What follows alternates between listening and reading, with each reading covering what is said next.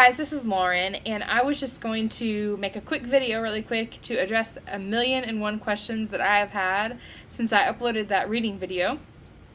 I love that you all are commenting. I love that you all are asking questions. I love that I'm getting to know you guys. That's one of the main things that I wanted to start this channel for. So I am just going to address a couple of questions I've had. 1,000,000 people have asked me, how did I get him to do that? The only thing I can tell you guys is we have read to him every single day since he has came home from the hospital. There has probably only been a week time span in his entire life that he hasn't had a book read to him. And I don't even know if it's been that long. So we have read to him constantly. So he's constantly getting new words and he's building his vocabulary that way. Another thing I did when he was really, really little, he was probably 4 months old, I made some flashcards that had like an uppercase and a lowercase letter on them. It would be like an A, for instance, and I would say, this is the letter A, Boston, and this letter sounds like letter A. And then I would say A is for apple. And so I would tell him the letter, tell him the sound the letter made, and then correlate like a word to the letter.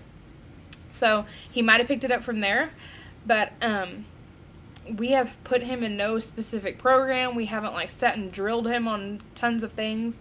He just kind of picked it up.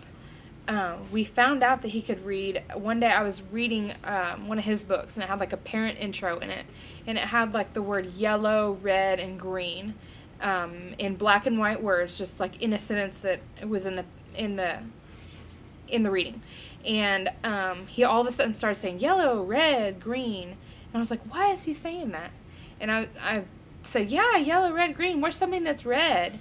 And he kept looking down at the book.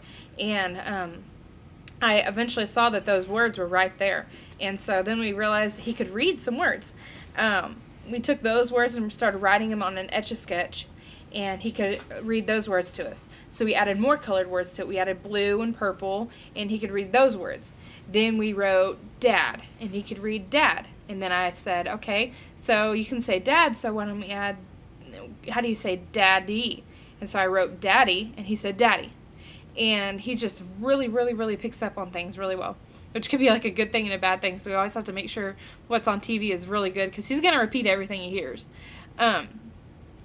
For instance, like I wrote yesterday, we're working on animals now. One of the words I wrote out was elephant.